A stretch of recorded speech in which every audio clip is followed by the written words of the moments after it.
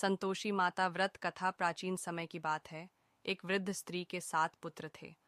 6 पुत्र मेहनत कर धन कमाते थे, जबकि 7वां पुत्र सीधा सादा और भोला भाला था। उसकी भाभियाँ उसे खाना तक नहीं देती थीं और उसकी माँ भी उसकी अनदेखी करती थी।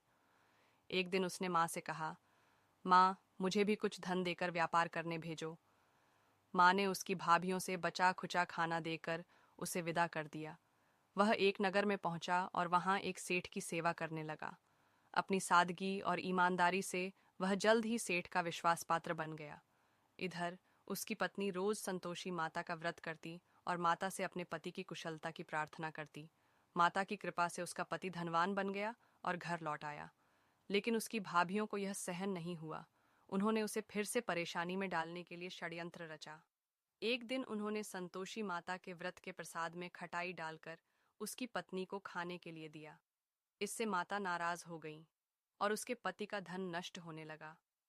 जब उसकी पत्नी को अपनी गलती का एहसास हुआ, तो उसने फिर से श्रद्धा और सच्चे मन से व्रत करना शुरू किया।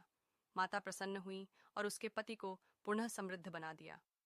संतोषी माता व्रत विधि व्रत का दिन, यह व्रत प्रत्येक शुक्रवार को किया जाता है। पूजन सामग्री: गुड़, चने, धूप, दीप, फूल, जल और प्रसाद। विधि: प्रातः स्नान करके माता संतोषी की प्रतिमा या चित्र की स्थापना करें। धूप दीप जलाकर माता की कथा का पाठ करें। गुड़ और चने का भोग लगाएं। किसी भी प्रकार की खट्टी चीजों का सेवन न करें। 16 शुक्रवार तक व्रत रखने के बाद अष्ट बालकों को भोजन कराएं। फल: इस व्रत को करने से सुख शांति, समृद्धि और मनोकामनाएं पूर्ण होती हैं। माता संतोषी भक्तों के कष्ट